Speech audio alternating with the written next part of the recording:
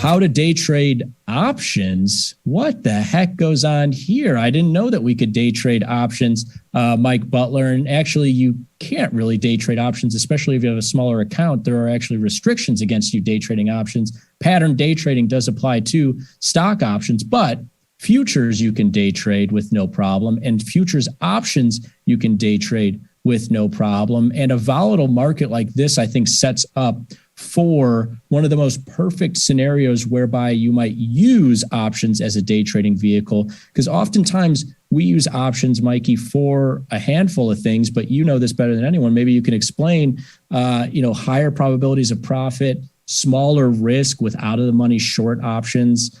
And I think those two things lend well to this volatile market and day trading, right?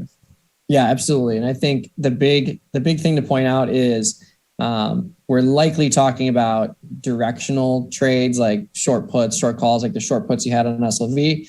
You might not be able to see, big profitability for selling a strangle or selling a straddle unless there's a huge IV crush, because you're really trading implied volatility crush over time and time decay there. So yeah, there is absolutely opportunities, especially in these markets that are moving in big ways to, like you just did, instead of buying a call zebra, maybe you sell some puts and improve your break even on both of those positions. And if silver reverses today, maybe you have an opportunity to take those off for 50% profit at some point. Yeah.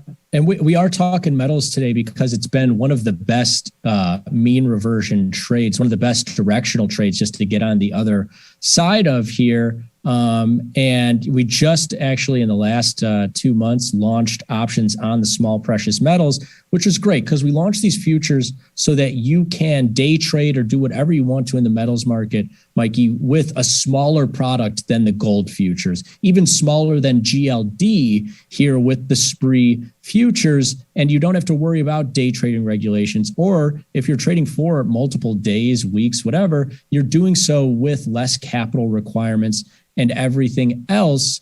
But what I thought was really interesting is as markets start to heat up and a market goes from moving, 50 cents, 60 cents to $1, $2 on a given day, I maybe want to downsize that risk even from a smaller product, especially from that directional standpoint, because, I love that the SPRE market moves smaller than gold and silver futures.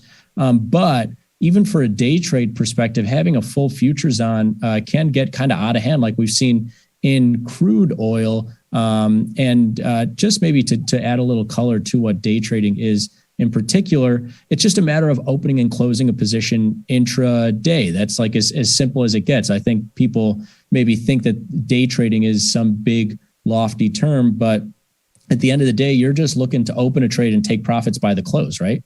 Yep, absolutely. And speaking to your pattern day trader comment, a lot of people are asking about, how can I avoid this? Well, it can be avoided by just placing your opening trade near the close and then closing it the next morning. The problem is you do have overnight risk if you're doing that. So if you want to avoid the pattern day trader stuff, I think sticking with small exchange products, sticking with futures, micro futures, you can still do small stuff in those products, but you'll avoid those hurdles for sure.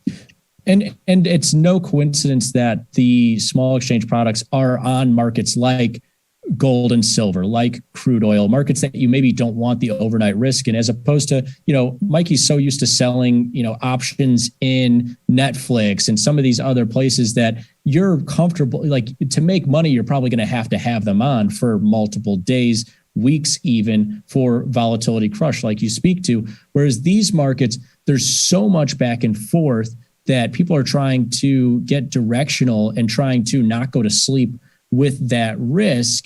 And it used to be, if I want to get directional, but I want to use options to get a higher probability of profit, instead of getting short gold, I can sell a GLD call or a call spread. If that market moves back down in my favor by the close, I can't close that thing because of the pattern day trading, or maybe the product is too big and I had to sell a spread instead of selling, a naked option in there. And I'm just not seeing the profits by the close for many different reasons the spree options here, I've witnessed myself and I've heard from a lot of people, have been really great go-tos for just getting smaller day trades. Instead of selling the spree contract margined at, $600 or so when the market is up like it is today, you could sell that spree call, put up less margin. Of course, when the market reverses, you're going to get paid less, Mikey, but it's just making that trade a little bit smaller. Instead of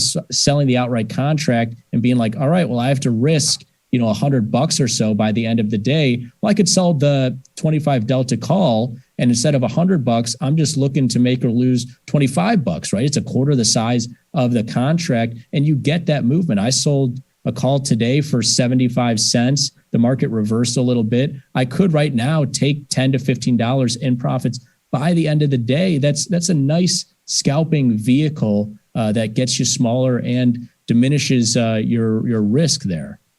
Yeah. And there's a lot of things, especially with short options, that kind of work in your favor too, where if your plan is to day trade and you're using more near-term options too, you'll have that heightened beta decay, which is just the extrinsic value decay working in your favor, which can help you offset some small directional moves against you and things like that. So yeah, I totally agree. And really with short premium trades where you're selling the option to open, the most you can